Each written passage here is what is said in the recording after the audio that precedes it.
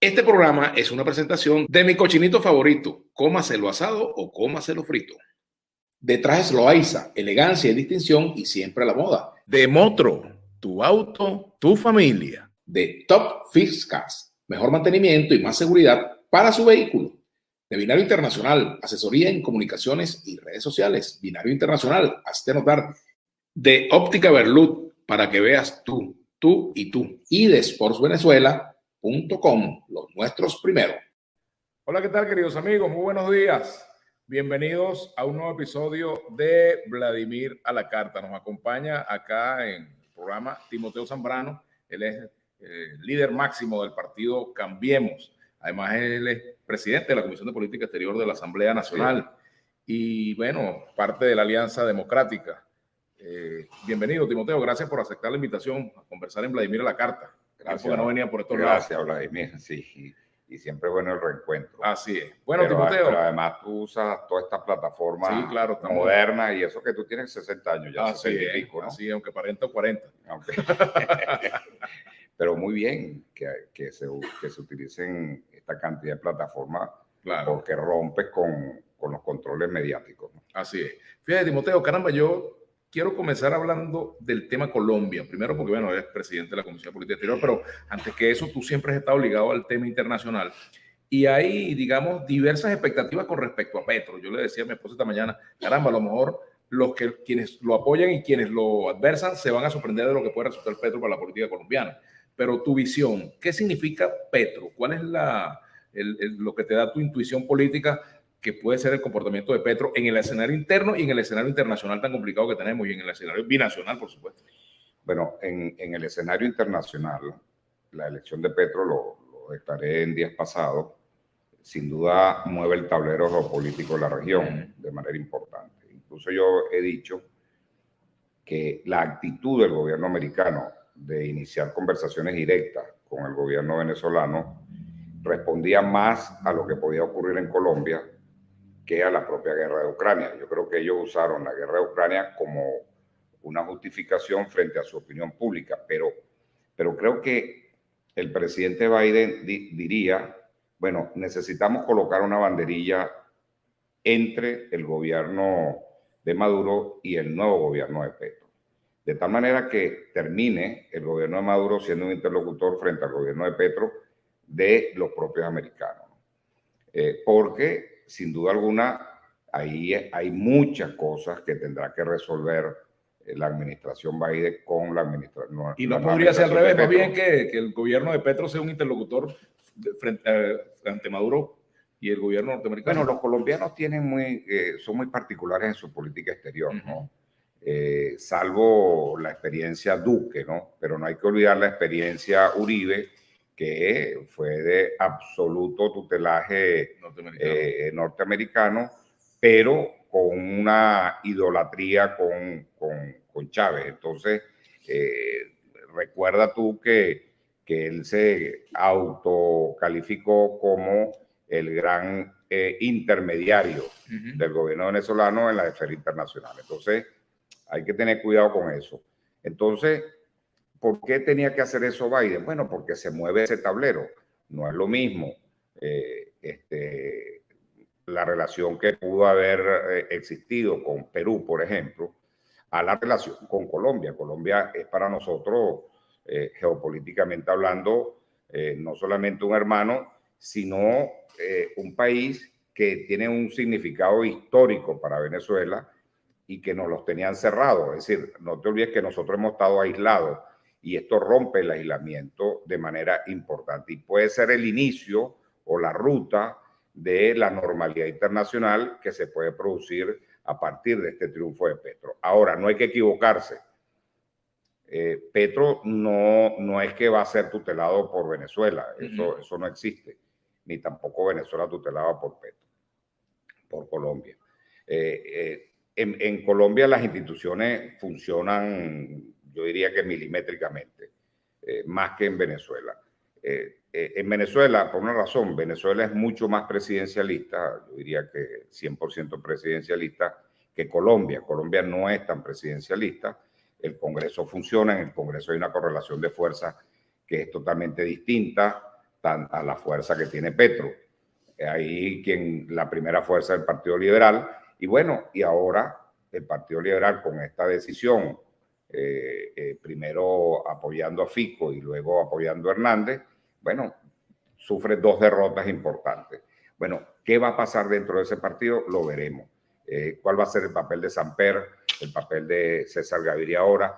Bueno, va a ser muy importante porque tienen mayor control parlamentario. Entonces allí veremos cómo va a operar esto. Y diría que dentro de la política que se está planteando Petro, yo diría que la política más importante, a mi juicio, de Petro es el diálogo, es la reconciliación nacional, porque todavía tiene los rezagos de la guerrilla, los de la paramilitares, FARC, el paramilitarismo. la resistencia de la propia Fuerza Armada. Exactamente, que todavía no se han manifestado, pero ya veremos en los días por venir cómo las Fuerzas Armadas van a ir diferenciándose y quizás queriéndole marcar una agenda al nuevo presidente. De tal manera que la situación interna de Colombia es para mí lo más importante en que Petro va a trabajar.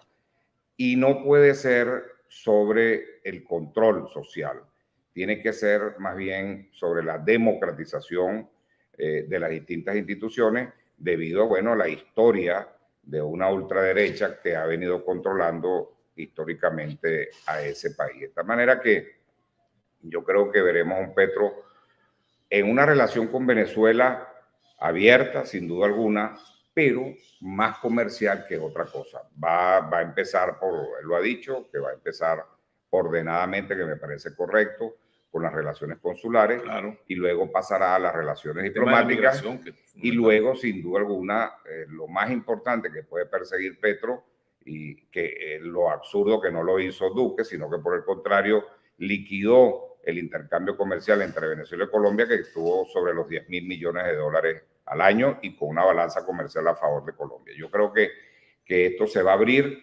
Venezuela tiene un déficit de producción de alimentos más o menos sobre el 72%, que los colombianos están en capacidad de venderle al país y como digo yo, lo trae por carretera, por camiones. De tal manera que eso va a ser muy importante, ¿no? Ahora, Timoteo, fíjate, también el paso, si es paso lento, paso moderado, paso rápido, que él ponga en la reactivación de las relaciones con Venezuela es un detalle importante. Y también la figura que él escoja como embajador en Venezuela. También, por ejemplo, en estos días escuchaba a alguien que me decía, no, seguramente, bueno, que supuestamente el presidente Samper podría ser un buen embajador en Venezuela. Bueno, por decirte, y otros me hablaban hasta de Piedad Córdoba. Yo decía, bueno, mira, no, es muy difícil estar tirando flechas, pero evidentemente se enviaría una señal concreta dependiendo del nombre que se escoja, ¿no? Bueno, yo creo que en este momento, Vladimir, no sabemos qué viene como equipo de gobierno. Así ¿no? es, todavía es prematuro, por supuesto. Yo creo que está prematuro, aunque el Congreso se instala antes, pero la asunción del mando presidencial es el 7 de agosto. Entonces, bueno, ¿quién va a presidir el Congreso? Importante, ¿cómo va a ser esa negociación? Nosotros, Venezuela, estamos a la expectativa y sobre todo la Asamblea Nacional, porque nosotros creamos aquí una comisión especial binacional. Sí, recuerdo que incluso hubo un pronunciamiento de los parlamentarios a favor de reinicio de relaciones que fue bloqueado por el gobierno de Duque. Fue bloqueado por Duque. Nosotros nombramos la comisión porque lo que hizo el Senado colombiano fue aprobar una comisión binacional. Nosotros nombramos la nuestra, que la presido yo, por cierto, pero no habían las condiciones para trabajar con la comisión debido a que Colombia congeló el nombramiento de esa comisión por la interferencia de Duque. Bueno, yo creo que a partir de la instalación del nuevo Congreso y de la instalación del nuevo gobierno, yo aspiraría a que se active la comisión especial en el Senado colombiano. Y si no, la comisión segunda, que es la comisión de política exterior en Colombia, así le llaman en el Senado y en la Cámara de Representantes. Y aquí la Comisión de Política Exterior, que pudiéramos ayudar. No es que vamos a restablecer nosotros, no es competencia eso de los del jefes Parlamento, de Estado. eso es los jefes de Estado, claro, obviamente, pero podemos ayudar a ser, digamos, un puente, una bisagra para que avancemos en eso. Nosotros tenemos gravísimos problemas con nuestra migración en Colombia debido a que no hay servicios consulares. Ese es un problema serio, gente que no tiene nacionalidad. Así es. A tal punto que en conversaciones, en una oportunidad con los diputados de la Comisión Segunda de la Cámara de Representantes, yo le decía, bueno, la posibilidad de ver una ley en Colombia, y me decían que ya ellos estaban trabajando en una ley para regularizar a los venezolanos, pero eso no se ha concretado. Entonces hay una serie de problemas de orden social, de orden económico y comercial, no hay donde apostillar absolutamente nada, entonces eso limita también el comercio. Bueno, es decir, que hay que regularizar eso, y yo creo que debe hacerse ordenadamente también, ¿no? Eso creo que también es importante. Por ahí se dice que Duque a lo mejor inicia el proceso. Si lo inicia está bien, no es que lo abra plenamente, porque me imagino que habrá que firmar algunos acuerdos, alguna agenda común, binacional, y creo que eso tiene que estar en manos del presidente Petro ya en funciones y el gobierno venezolano, el presidente Maduro. Sí, yo creo que marchamos hacia eso, Vladimir, y creo que lo importante para Venezuela es que se nos abre otra ruta, otro camino, termine el aislamiento por esta zona. Nosotros hemos estado aislados por Colombia, estuvimos aislados por el Caribe mucho tiempo, se abrió Dominicana y está abierto Panamá, estamos cerrados por el sur, estamos cerrados por Brasil, tenemos que ir a Panamá para salir de ir a otros destinos, en fin, se está abriendo Europa algo, pero todo esto, Vladimir, conjuntamente con las sanciones, ha sido un duro golpe indudablemente para el país. No estamos en el SWIFT, todavía estamos cerrados financiera y económicamente. Es decir, tenemos severos problemas, no nos dejan vender petróleo, aunque podamos producir lo que sea, pero ¿dónde lo almacenas? No tienes almacenaje para todo eso.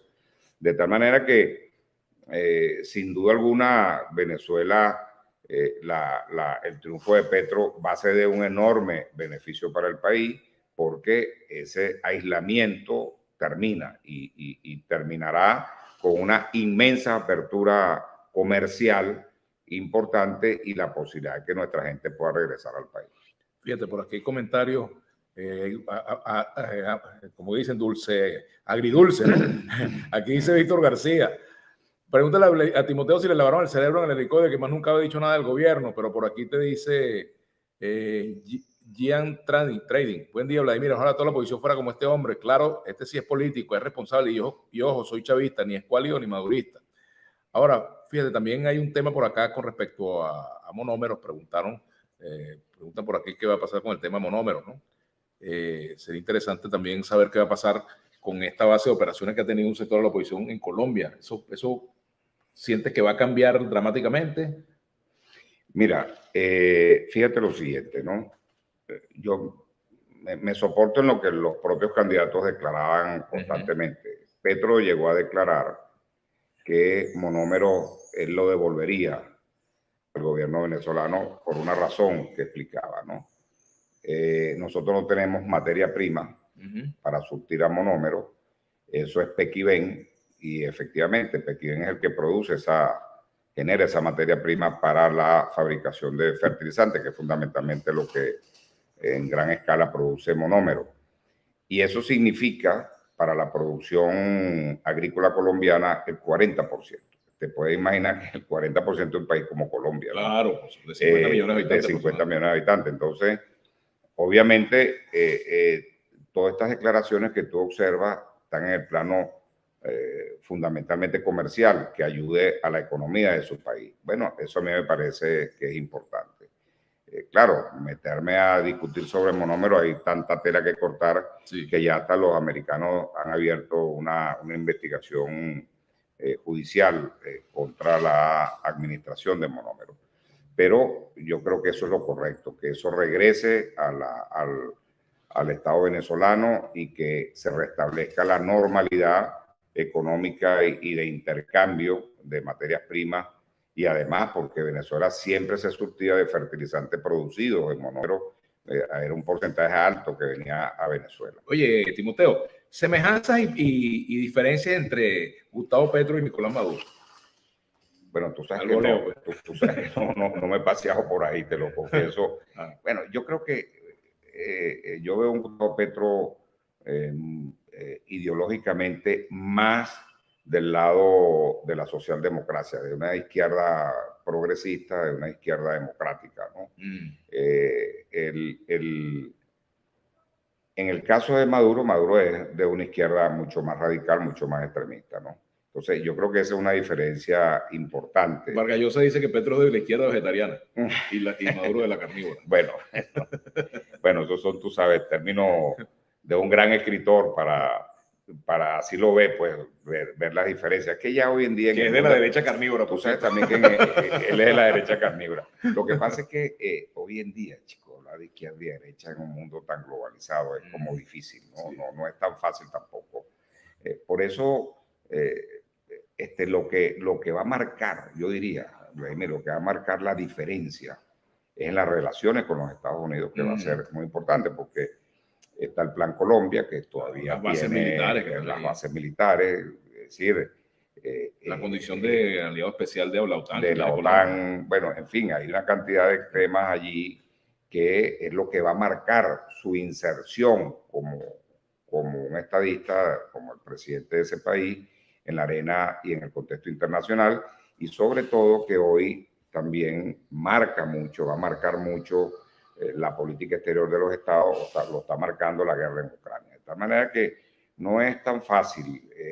Yo no enmarcaría el trabajo de Petro que viene hacia futuro estrictamente en lo ideológico. Yo creo que Petro, desde el punto de vista de su vocación democrática, va a orientar su gobierno. Y no hay duda que tiene una enorme vocación democrática, porque Petro, por ejemplo, fue candidato 3 veces y nunca llamó a la abstención. Un detallazo, pero un gran detalle. Viniendo de un grupo guerrillero. Claro que les terminaron a sus principales líderes, se los asesinaron, porque así actuaba la ultraderecha colombiana, y la derecha colombiana no era al final un debate ideológico, sino era de bala, y mataba a los dirigentes de... Y yo quiera que a nadie en Colombia se le ocurra repetir un gaitanazo. Bueno, eso sería la locura mayor, ¿no? Eso es importante que... Bueno, yo creo que no hay condiciones, porque no creo que Biden vaya a transitar una ruta de esa naturaleza. No tendría nada que ver con Biden. Democrático. Bueno, es que todo eso fue más o menos apoyado en su momento por los Estados Unidos. Entonces, para que una cosa, un fenómeno de esto pueda producirse, tiene que tener un apoyo externo importante. Por lo tanto, yo veo que ahí no tendrían un apoyo de esa naturaleza. Mira, Timoteo. Y además la región, un inciso aquí, Vladimir, la región está en la ruta, vamos a decir, de una izquierda mucho más democrática, una izquierda más progresista, ¿no? Y creo que la victoria pronto de Lula terminará de marcar lo que será la América Latina en los próximos 5 o 10 años, ¿no? Mira, por aquí te preguntan, ¿ya Guaidó sigue siendo su presidente o deja de serlo? ¿O dejó de serlo? Bueno, yo creo que tú nunca reconociste. No, yo nunca. Además, ni estuve en el momento del templete donde se autonombró presidente. O sea, que no, yo siempre cuestioné eso. Buenos días. Ya en Colombia la oposición le quiere hacer la vida imposible a Petro, dice Rubén Carrasquero. Mira, por aquí también te preguntaron, Timoteo, si vas a participar de las primarias opositoras. No, yo he dicho que esas primarias concebidas como están no sirven para nada. Ese es como dice el dicho popular, un yo con yo. Eso no tiene sentido. Yo creo que el país y la responsabilidad política que tiene el liderazgo político debe ser lograr una candidatura que sea absolutamente consensuada por todos los factores. Con todos los factores opositores, sin excluir a ninguno. Pero también creo, Vladimir, que ese candidato o esa candidata no debe salir del liderazgo político, porque hay un rechazo. ¿Tú has pensado en algunos nombres, Timoteo? No, tú sabes que yo creo en el outsider, ¿no? Yo estoy convencido que aquí vendrá un outsider, o una outsider, ¿no? Por eso siempre lo distingo mujer u hombre, ¿no? Y yo creo que eso va a ser lo mejor para el país, porque la esperanza es muy importante. Ahora, fíjate, hay mucha gente que cree, Timoteo, que como Ustedes llegaron a un acuerdo con el gobierno, por ejemplo, en el tema parlamentario, para la convocatoria de elecciones, para que se diera pues, la reapertura de la ruta electoral. Hay un acuerdo con ese gobierno y que ese acuerdo pasa por no presentar candidaturas unitarias en la oposición. No, para nada, que eso nunca se acordó. Es decir, nosotros hicimos un acuerdo, una negociación con el gobierno. Nosotros no tenemos alianza con el gobierno. La Alianza Democrática tiene su propio perfil. Nosotros lo que hicimos fue concretar un acuerdo el 16 de septiembre del 2019, que es el acuerdo que nos ha traído hasta hoy, hasta que estamos aquí. Hemos creado estas condiciones. Hemos creado la condición, por ejemplo, para que se iniciaran negociaciones con el G4, por ejemplo. Aunque, obviamente, esa negociación al final, que es México, yo digo que ya no tiene sentido, porque eso tuvo dos objetivos. Uno, el deseo de los Estados Unidos de tener un interlocutor con el gobierno, porque ellos habían decidido no tener negociación directa con el gobierno y lo hacían a través de el G4. Y la otra era el G4, evidentemente tratando de vender un conflicto afuera que no existe adentro. Es decir, ya hoy hay una normalidad política interna. Yo no digo que esté plena, pero hay una cierta normalidad. Bueno, lo que tenemos que regresar es a un nuevo diálogo. Esos silletazos que le dieron a Guaidó, tanto en Zulia como en Cojedes, ¿no es una señal peligrosa de que se pueden volver a viejas prácticas? Bueno, yo creo que yo le diría que el gobierno debería tener cuidado de no caer en esos peines, ¿no? Porque también yo pudiera decir que Guaidó quiere activar de nuevo el conflicto interno, porque él se ha referido en varias declaraciones de luchar contra la normalidad en Venezuela, que él no va a aceptar que el régimen tenga normalidad. Y bueno, es una gran equivocación, porque la normalidad se deriva de la postura de los ciudadanos, y es evidente que los ciudadanos hoy en día están agotados del conflicto y no quieren ese conflicto. Por eso es difícil tener un candidato de, digamos, de liderazgo político que ha estado en el conflicto, y todos hemos estado en el conflicto, todos. Sí, yo creo que ahí hay que ser muy serio. Por eso yo hablo de ese outsider que puede venir de los sectores productivos, del sector privado, o puede venir del sector académico o de los medios de comunicación. Yo he hablado también del periodismo. En fin, es cuestión que nos pongamos de acuerdo y busquemos ese outsider. El Conde Guacho no puede ser outsider. Bueno, no, él estuvo también en la refriega política, fue candidato ya en el pasado. Bueno, pero creo que si lo pensamos con serenidad, Vladimir, nosotros podemos lograr llegar allí y tener un buen candidato o una buena candidata, y que todos nos comprometamos a respaldar una opción de esa naturaleza, porque además ese outsider, hombre o mujer, no solamente lo desea la población opositora, también hay deseo del sector chavismo, que también está agotado, tienen un agotamiento de su propio gobierno, porque sus expectativas no han sido satisfechas, porque siguen sumidos en la pobreza, porque no tienen salud, porque, en fin. Entonces, el outsider sirve para ambos lados y puede ser el que unifique finalmente a un país que requiere su propia reconciliación. Incluso el outsider podría salir incluso hasta del chavismo. Mira, yo no lo descartaría. Yo no descartaría, pero tendría que ser un outsider variopinto. Pues, claro. ¿no? Si bien que pudiera haber estado y puede estar en el chavismo, pero con una posición mucho más crítica y con una posición de confianza, ¿no? Que pueda generar mayores niveles de confianza en la población. Aquí dice Henry Martínez Viloria: los ciudadanos no queremos a nadie del gobierno ni de la oposición. Bueno, muchas encuestas están hablando de eso. Henry Martínez dice eso. Bueno, es que eso yo lo he venido registrando desde hace 3 años cuando he hablado del outsider, pero yo creo que lo serio no es decir vamos a meternos en unas primarias, porque cada quien quiere hacer sus primarias a su medida, y eso es un error.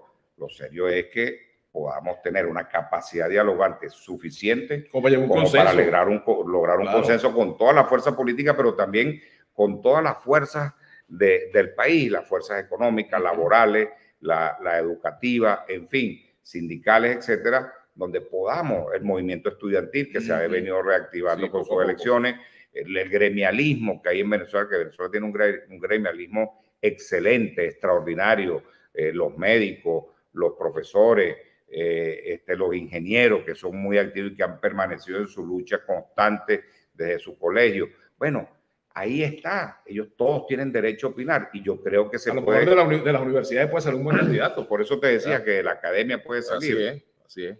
Mira, aquí dice, yo no voto ni por los de Miraflores ni por los opositores de las manos verdes. Si es el Conde del Guácharo, sí voto, es el cambio. Bueno, ¿quién sería el outsider del chavismo? Fin de mundo. ¿Querer un outsider del chavismo? Fin de mundo. Se han visto casos. Las transiciones en los países a veces dan sorpresa. Sí, bueno, nosotros no es que estamos diciendo que tiene una que posibilidad, todo eso está sobre la mesa, todo eso es digno de que se pueda estudiar, porque cuando hablamos de resolver, digamos, de reinstitucionalizar al país, cuando hablamos nosotros de poder reconciliar al país, bueno, eso implica el reconocimiento. Entonces, tiene que haber reconocimiento para que este país siga adelante. Este país no puede seguir fracturado. Y sé que muchos que viven de la fractura y que la disfrutan y que viven fuera de Venezuela, porque muchos de los que siguen opinando hoy como que si estuviéramos en el 2017 o en el 2018 o en el 2019, eso no viven en el país. Tienen una imagen congelada de la Venezuela que estamos viviendo, lo que estamos aquí adentro. Y esos análisis parten de ese tiempo. Bueno, y ese no es el tiempo que vive la Venezuela de hoy. Por lo tanto, esta es una Venezuela que se está consiguiendo a sí misma y lo está haciendo, oiga lo que les voy a decir, y lo está haciendo sin liderazgo de nadie.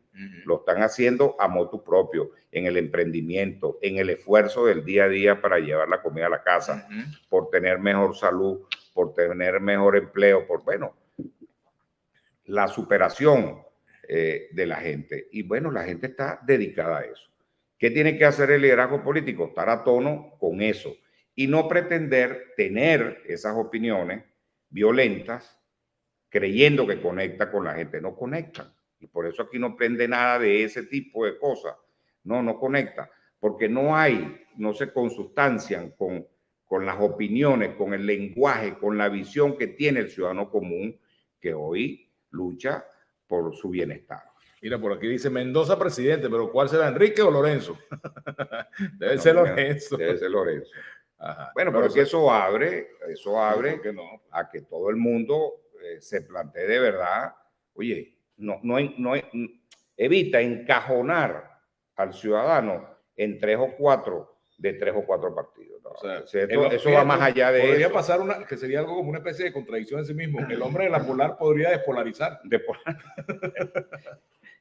Bueno, y por ahí hablan uno que fabrica ron, ¿no? Ah, bueno, también de nuestro amigo, bueno, nuestro amigo Folmer, Alberto Folmer, ¿no? Todos están en eso. Ahora, bueno, fíjate tú que saldríamos de un presidente obrero, como él mismo se autodefine, a un presidente empresario. Podría ser. Bueno, lo que pasa es que las situaciones políticas de países como el nuestro históricamente han generado eso. La gente por sí misma trata de asirse a alguien que haya sido exitoso, que tenga logros, que sea un empresario que tenga aunque también plata. Hay que decir que los gobiernos empresarios en América Latina no han sido exitosos. No han sido tan exitosos, sí. No han sido. Pero bueno, pero para la coyuntura... de hecho, dieron la vuelta a que hoy en día la izquierda se mayoría en América Latina. Pero para la coyuntura, el imaginario de la gente está ahí. Entonces, prefieren darle el respaldo a alguien con este tipo de características y que además tiene que conectar en su discurso, en su narrativa, porque si no conecta es lo que yo te decía.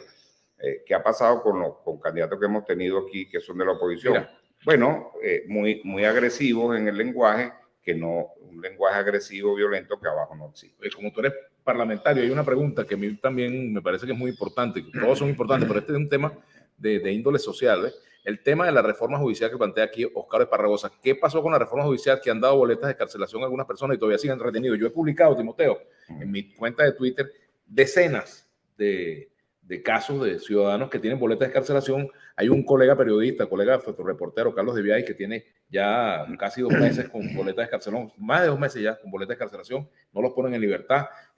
Los jueces emiten la boleta y los directores de cárcel y no las cumplen porque necesitan una autorización del ministro. O sea, imagínate tú qué noción de poder judicial hay aquí. Bueno, eso en el comité de postulación judicial hemos hecho ese llamado constantemente, ¿no? Incluso cuando hicimos las entrevistas a los magistrados, a los que iban a ser magistrados, los candidatos a magistrados, colocamos era una pregunta obligada sobre esa situación. Bueno, y eso es parte de un problema que se vive en el Poder Judicial de la no titularidad de los jueces, por una parte, y entonces no ejercen a veces su condición, ¿no? Que implica no cumplir una orden judicial, un mandato judicial. Pero bueno, esa es la situación de lo que queremos cambiar dentro de toda esa reforma.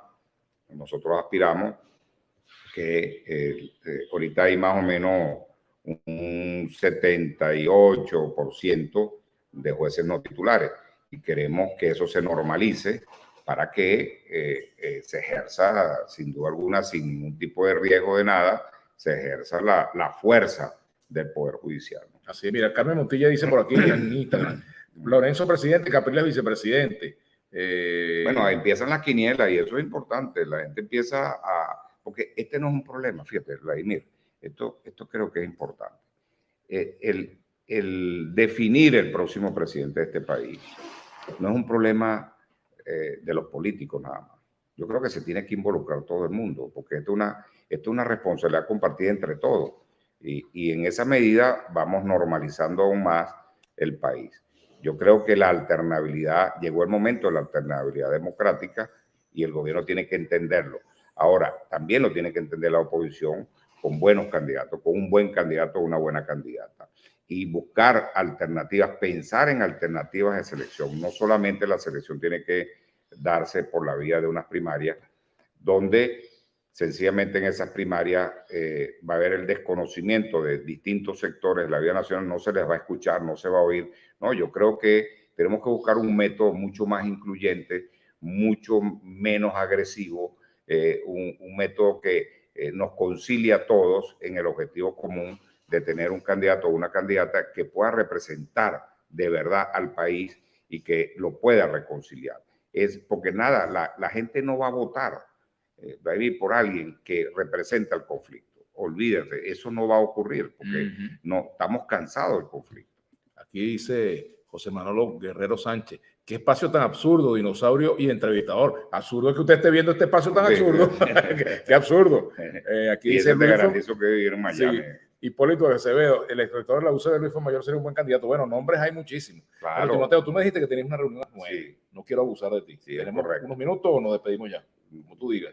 ¿Qué hora es ya? ¿Las 9? Son las 9 y 4 minutos. Bueno, vamos a redondear, como decimos, ¿no? Que siempre nos agarramos algo más. Así es. Buen día, amigo Villegas. Háganos un favor. Un pedido público, sector Salud Mérida, no han cobrado uniformes, nos ofrecieron 10 salarios mínimos en acto y no cumplió el gobierno en mayo, que es la fecha. Ambulatorio La Blanca, vigía, sin insumos, sin pintura, sin médicos de noche. Ajá. Yo creo que el mejor proyecto que puedan tener es salir de esta pila de ratas, dice José Manuel Mota Virreal. Bueno, cada quien con sus pasiones, ¿no? La sociedad civil dejó de ser opositora. Dice aquí, ahora somos la alternativa del cambio ante el fracaso opositor. Luis Aray, fíjate que sí, bueno, ahí yo creo que todas esas opiniones son válidas. Sí tienen el objetivo común en la búsqueda de una figura que realmente pueda reconciliar este país y que pueda gobernar para todos. Y además que sea posible la alternabilidad. Esa es una lucha que hay que dar también. Bueno, Timoteo, bueno, muchas gracias. Te agradezco mucho que nos hayas acompañado hoy acá en Vladimir a la Carta. Espero que volvamos a hacer un programa con más tiempo. Y bien, una reflexión final, pues. No, mi reflexión final es que... Por el día de hoy. Sí, por el día de hoy. Venezuela tiene un horizonte electoral en el 2024 y el 2025. El objetivo de haber realizado las megaelecciones en el 2021, el 21 de noviembre, entre otras, fue el que existiera el espacio necesario de los próximos 2 a 3 años para que una reflexión profunda, todos los sectores, podamos construir, sin duda alguna, una alternativa para esos 2 grandes procesos que tenemos por delante. Algunos dicen que es más importante el proceso del 2025 que el proceso del 2024. Eso significa que los que dicen eso es que están colgando los guantes, no quieren luchar, no quieren fajarse a trabajar porque ganemos en el 2024. No, yo creo que el 2024 es el gran desafío, porque teniendo éxito en el 2024 tendríamos éxito en el 2025. Eso es así. No es al revés. No es que fracasando en el 2024 vamos a tener éxito en el 2025. No es cierto. Tenemos que cambiar esa ilógica manera de visualizar el 2024. Tenemos que trabajar profundamente para el 2024 y claro, la ruta no es fácil, es difícil, porque el dialogar, buscar por la vía del diálogo y el consenso, esa alternativa es la más compleja que sencillamente ir a meter una papeleta en una urna electoral impulsada por propagandas costosísimas, porque aquí hay unos que tienen el Banco Central y otros tienen la Reserva Federal Americana. Entonces, eso no es fácil para entrar en una campaña en esos términos, ¿no? Entonces, creo que el diálogo es el que se impone, la negociación, el consenso, donde se involucren a todos los sectores de la vida nacional para lograr ese objetivo. Finalmente, rapidito, feliz día, amigo Vladimir, un mensaje de Lidia Quintero. Por este medio le pido apoyo para resolver la situación que tenemos algunos propietarios del casco histórico de Caracas, a quienes se nos ha violado el derecho de propietarios, ya que pasaron 12 años y no se nos ha pagado nuestra propiedad, particularmente edificio José Mendoza. Agradecido por el apoyo. Bueno, el diputado tomará nota de este caso y vamos a estar pendientes también.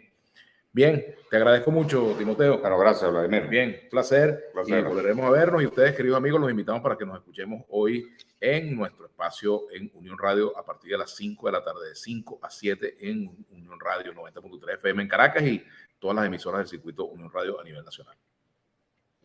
Este programa es una presentación de mi cochinito favorito, cómaselo asado o cómaselo frito.